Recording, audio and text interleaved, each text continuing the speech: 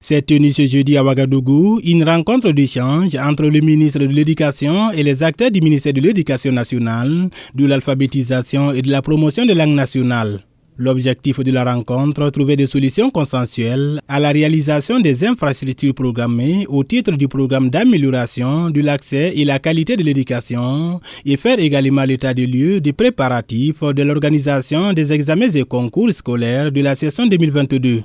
Nous sommes ici aujourd'hui avec l'ensemble des gouverneurs, également les techniciens du ministère de l'Éducation nationale, afin d'échanger et de mettre en examen justement la réalisation des examens et concours scolaires pour l'année 2022. Vous savez très bien que ça se déroule sur toute l'étendue du territoire et que nous sommes frappés par une insécurité grandissante.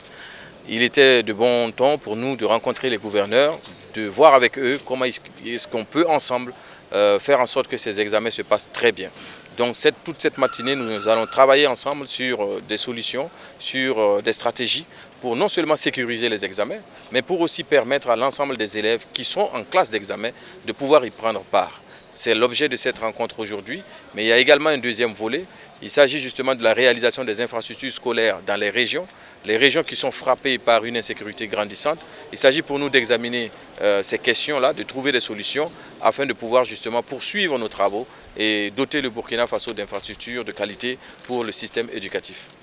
La situation sécuritaire qui connaît notre pays depuis 2016 impacte négativement tous les efforts en matière d'éducation dans les zones affectées.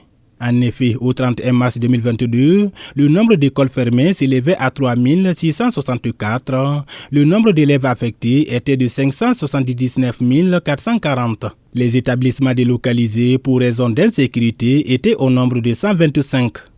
Et les établissements d'accueil des élèves déplacés internes se chiffraient à 4237.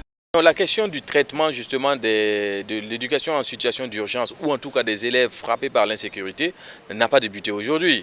Je vous fais remarquer que le ministère de l'Éducation nationale a mis en place un système qui permet d'accueillir, de recevoir les élèves en classe d'examen. Nous avons également enregistré beaucoup d'élèves qui n'avaient pas de documents parce que leur zone a été frappée par l'insécurité. Ils ont pris leur bagage, ils ont quitté leur localité, ils n'ont pas pu avoir l'acte de naissance avec eux. Nous avons quand même enregistré ces élèves-là et nous poursuivons justement la reconstitution de leurs documents pour plus tard. Certains aussi n'avaient pas les moyens pour faire l'inscription. Nous avons également mis en place un système d'urgence permettant de prendre en compte tous ces élèves-là. Donc c'est un travail de longue haleine qui n'a pas débuté aujourd'hui. D'autres ont quitté leur localité, n'avaient pas pu rattraper certains cours. Il y a aussi également des cours de rattrapage qui ont été mis en place, des établissements d'accueil momentanés également pour ces élèves-là. Certains ont été relocalisés, réinsérés dans d'autres établissements.